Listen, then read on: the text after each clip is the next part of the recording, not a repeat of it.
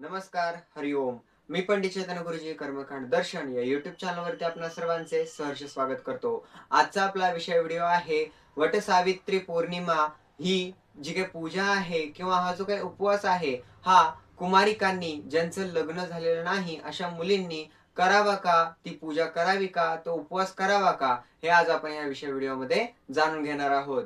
तर आजकालच्या युगामध्ये हे खूप कॉमन गोष्ट झालेली आहे, की एक प्रेयसी आपल्या प्रियकराकरता हे बोलते, की प्रियतमा किंवा जे पण काही त्याचं उपनाव त्यांनी ठेवलेलं असेल, तर ते उपनाव घेऊन ती बोलते, की मी तुझ्यासाठी, तुमच्यासाठी असा-असा वटसावित्रीचा उपवास आणि पूजा करणार आहे. तर असं बोलून आणि ती ते उपवास आणि पूजा देखील करते. तर हे कितपत योग्य आहे, कितपत मान्य आहे, हे आपण धर्मसिंधू, कर्मसिंधू, कूर्म पुराण आणि भविष्य पुराण आणि स्कंद पुराण यातून जाणून घेणार आहोत. मूळतः जे पण काही वटसावित्रीचा उपवास आहे किंवा पूजा आहे, ही सवाशिन स्त्री म्हणजे सौभाग्यवती स्त्री जिचा पती या जगामध्ये आहे, अशा स्त्रीनेच ते जे काही उपवास आहे, ती जे काही पूजा आहे, ही करावी असा निर्देश आहे.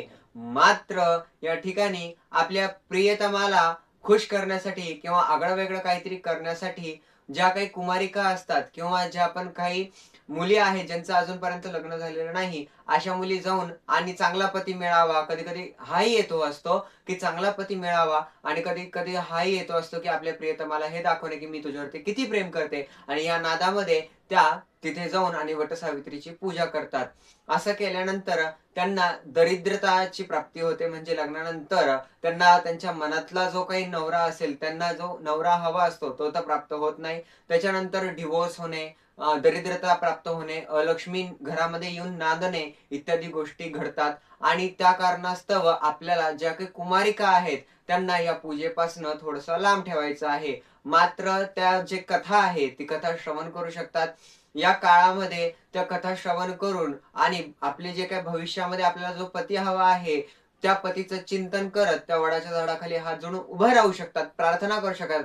मात्र त्या वडाच्या झाडाची पूजा करू शकत नाही. कारण मूळतः ही जी काही पूजा आहे, ही फक्त आणि फक्त सवाशिन स्त्रियांकरताच आहे आणि ही जी काही पूजा आहे, ही त्यांनीच करावी. या ठिकाणी मी अनाउन्स करू इच्छितो किंवा तुम्हा सर्वांना सांगू इच्छितो, की लवकरच आपली वटसावित्रीची जी काही ही सीरीज आहे, ही येत आहे. त्याच्यामुळे चॅनलला सबस्क्राईब करायचंय, बेल आयकॉन क्लिक करून ठेवायचंय, जेणेकरून पहिलं नोटिफिकेशन तुम्हाला येईल. या ठिकाणी जर का तुम्हाला हा विषय व्हिडिओ आवडला असेल, चॅनलला सबस्क्राईब करा, लाईक करा, बेल आयकॉन क्लिक करायला विसरायचं नाहीये.